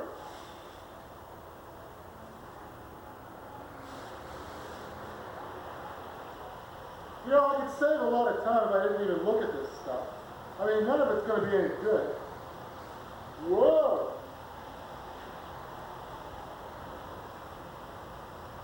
A gray sweater vest with holes in it. I can see through it. I must be the man with X-ray eyes. Hey, stop it!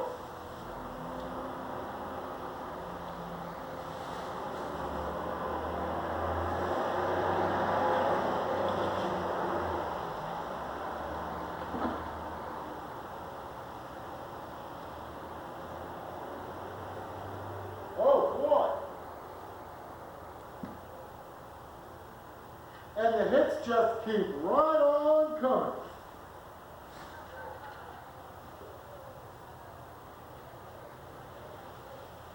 Say, I can make a pretty attractive dress out of this.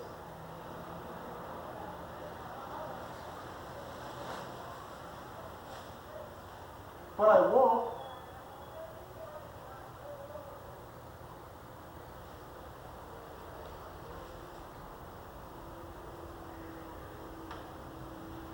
Why, it's a terry cloth breezy point, sweatshirt. Oh, I don't know. I would join the sorority, but I think those girls are kind of stuck up.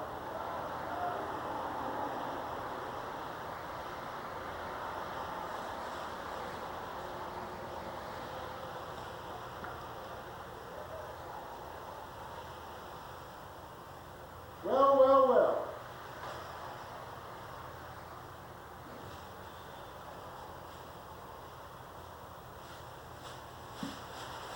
You know, I've been thinking lately, that song, All Around the Mulberry Bush, the monkey chased the weasel. The monkey thought 'twas all in fun. Pop goes the weasel. What kind of nightmare world is this? Monkeys chasing weasels?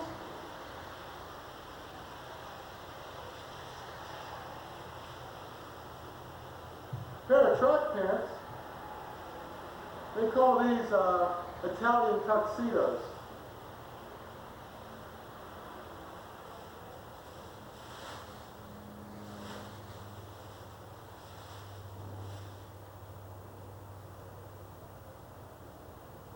You know what bothers me? The idea of Tennessee tuxedo. A penguin, right?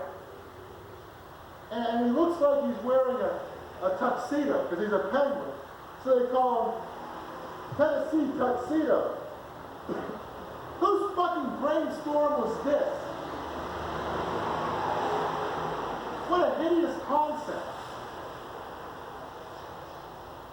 I guess Steven Spielberg won't be doing the movie version anytime soon.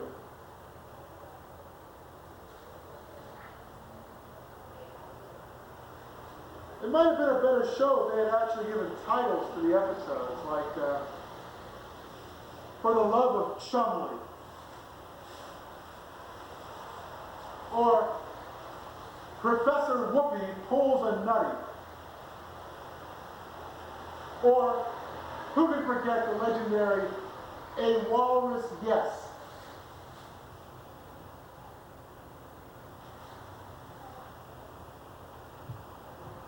Well, I guess I'm going to go big game hunting in the Kalahari.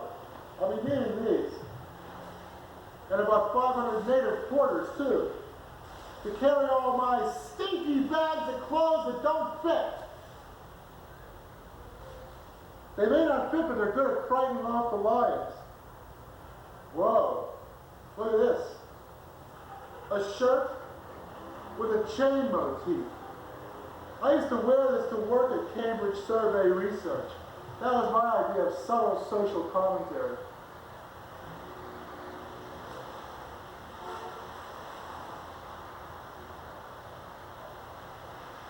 Oh boy.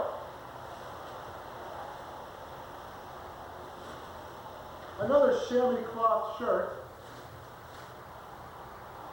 size 1. A pair of canary yellow shorts, size 2. A peppermint candy striped dress shirt, size 3.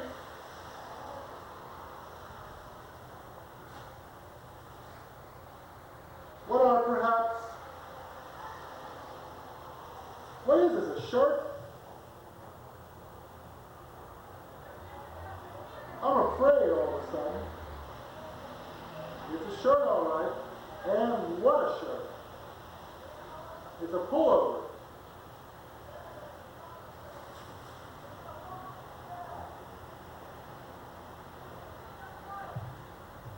Now, this isn't a bad shirt. Too bad Kurt Cobain died. I could have given this to him.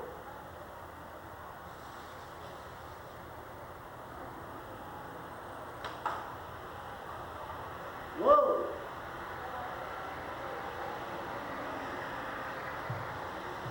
America's first YMCA, Boston, Mass. Some bum will look pretty special sporting them. An Arrow shirt.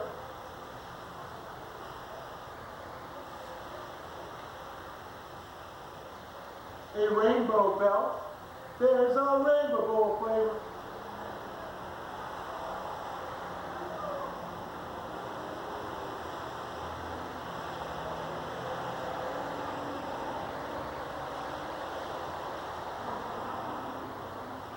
Well, I reckon I better open me another bag.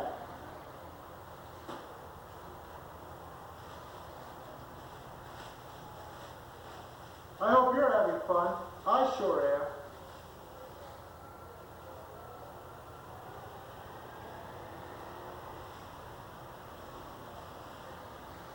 And as William Blake says, too much fun is of all things the most loathsome.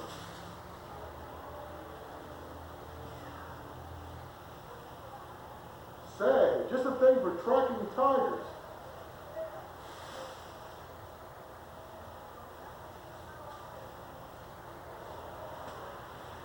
Hi, Mom. I got a job painting houses. How do you like my Calvin Kleins?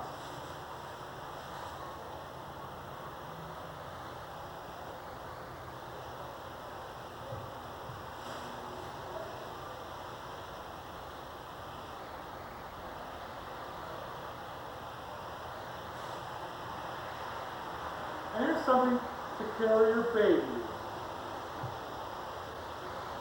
And in case you want to eat your baby, you have a nice little picnic table motif.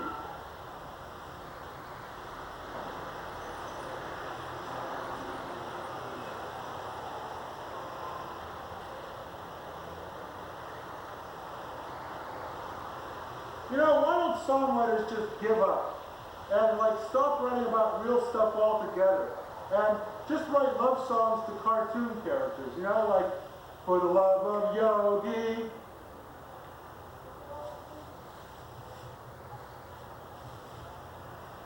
Or Wilma Up Above. Here's another one of them slick shirts with the racing stripes.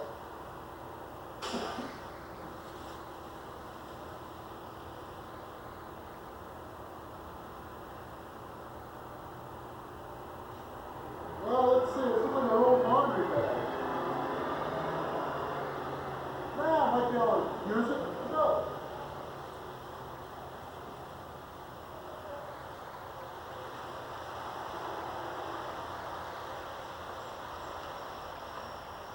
I don't think I should even look in this bag. Yeah, it's all women's clothes.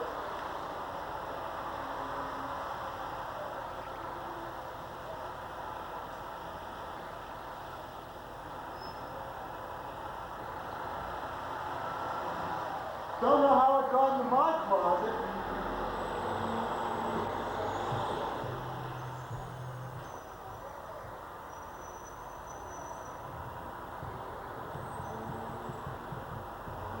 Well, I hope you're enjoying this journey through the Wrong Heroes closet. In a way, it's also a journey to the center of my mind.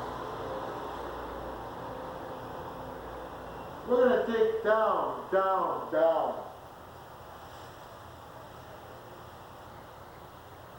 Guess I better pick up the pace here. And I ain't talking pecani sauce either.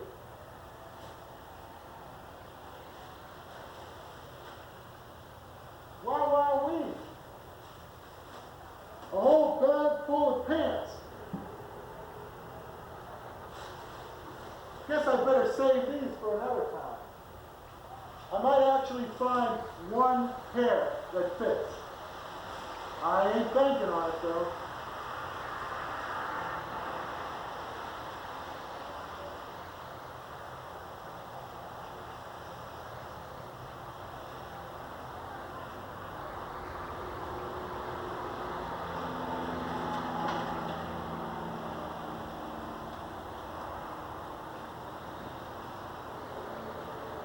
Here you go, Muggsy. Here's a pair of pants. Put them on. I can see my boys dress sharp.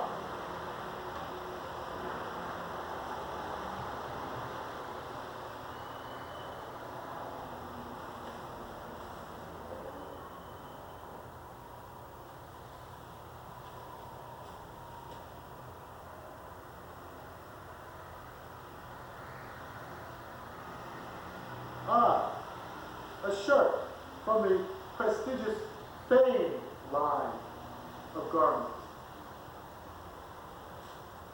Whoa! My cup runneth over.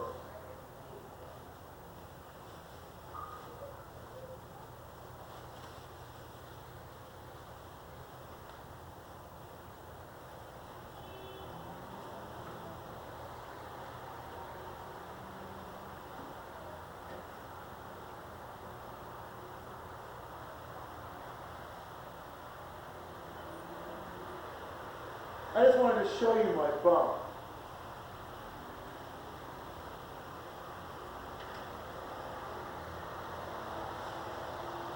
You know, I don't even know why I'm bothering. Just throw all this stuff in bags and get the heck out of here.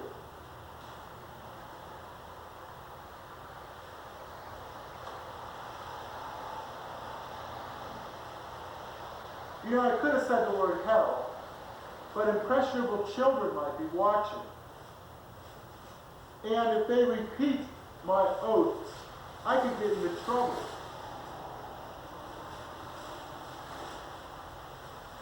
CCTV can even lose their license.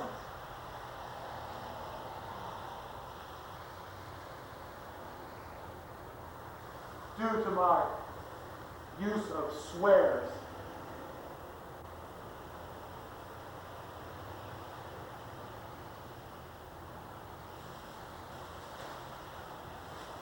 Well, an old scarf. Looks like it came from the 30s. Something Shirley Booth would wear in Comeback Little Sheba.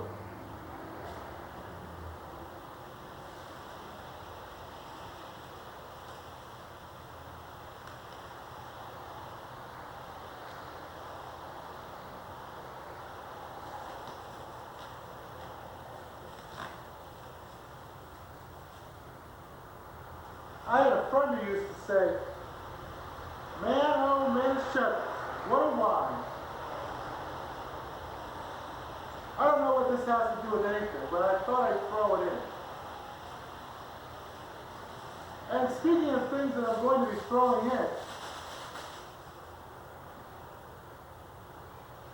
I think I might have to throw in the towel pretty soon.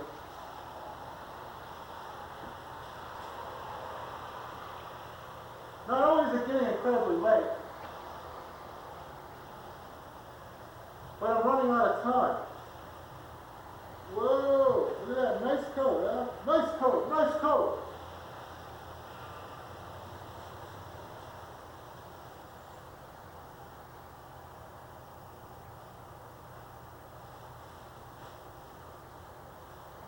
Yeah, you ever hear a punk teenager say, nice socks, nice socks. No, it's always your coat they color, or your shoes. Why is that?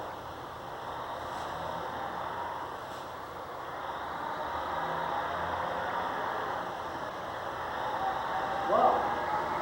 Well, Your Royal Highness, we got this for you.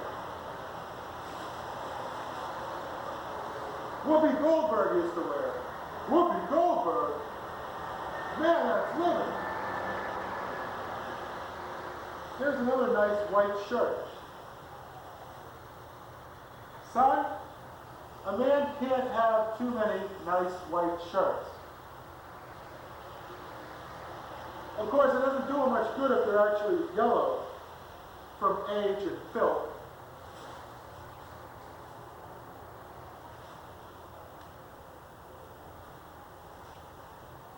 Nice pants. Nice pants.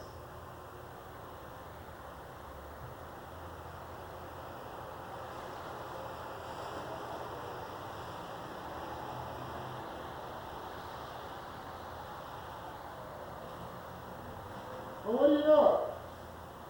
These are already packed. More blue jeans.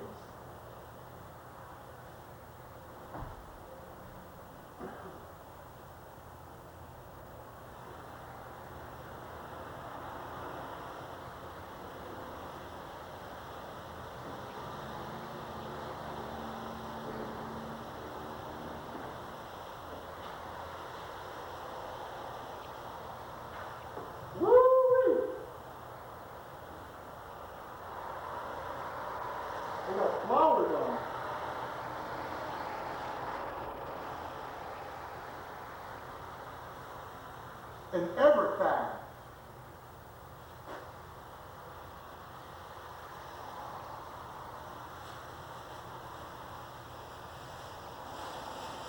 Well, I can't say this has been fun, because it hasn't.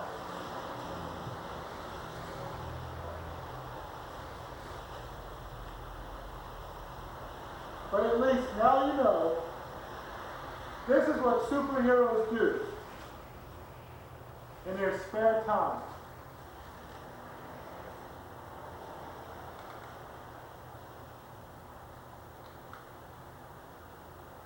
They throw filthy clothing into evil plastic bags.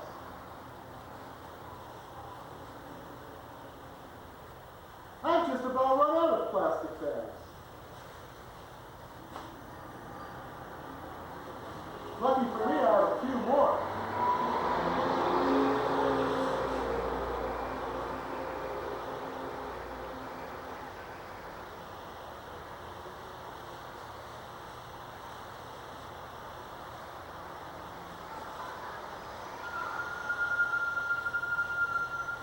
You know, it really would be a tragic waste for me to throw all this stuff out. And that's why I'm going to do it. Because I'm the wrong hero. And you know something else?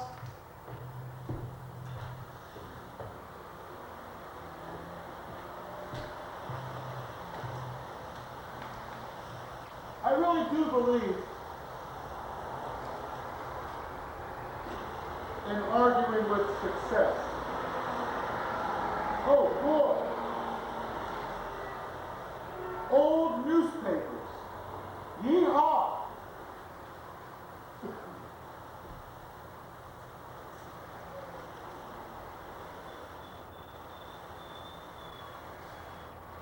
Just what I need more of to clutter up my life with.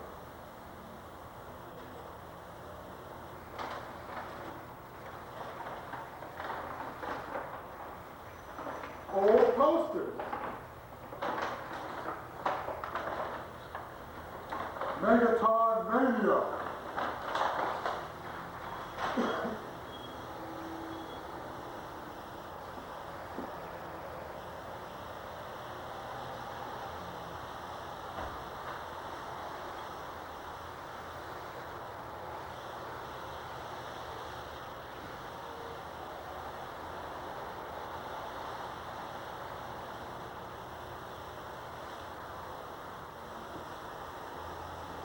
Hey, nice shoes, nice shoes.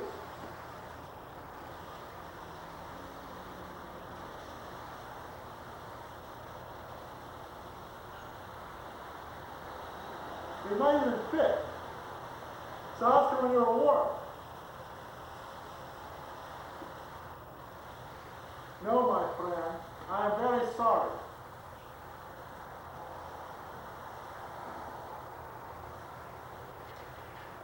You know, at this point, I wish I could say something incredibly witty that would make you believe that somehow you haven't been wasting your time watching this tedious cleaning out the closet routine.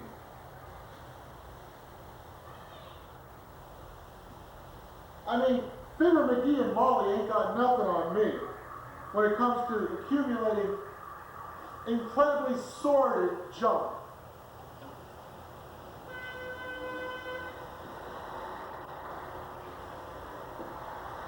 And if you understand that reference, you're too old to be watching this. Why aren't you doing something constructive? Oh, a handkerchief with my embroidered initial. And my very first and only clip-on tie. Boy, that takes me back. You know, when I was taking Latin, the Latin teacher was also later to become the boarding school principal. And one day, when I was recalcitrant learning my Latin lessons, he said to me, "DiMenno, what are we going to do with you?" And then he yanked my necktie. But that day I had worn a clip-on. And so he said, "DiMenno, what are we?" And of course, I got a big laugh. My very first. And perhaps it was that incident which inspired me to become the wrong hero. I thank you very much for your forbearance in watching me as I clean out the contents, nice, huh, of my closet. And I'm glad you could join me. Oh wow, look at that, huh? Oh, that'll really wow the pretty girls, huh? Yes sir, big hole right there. Huh. Yeah, hey, with the crazy fashions these kids are wearing today, maybe I'll be creating a new style, huh? Hey, you never know. Well, I'm the wrong hero, and this has been Arguing with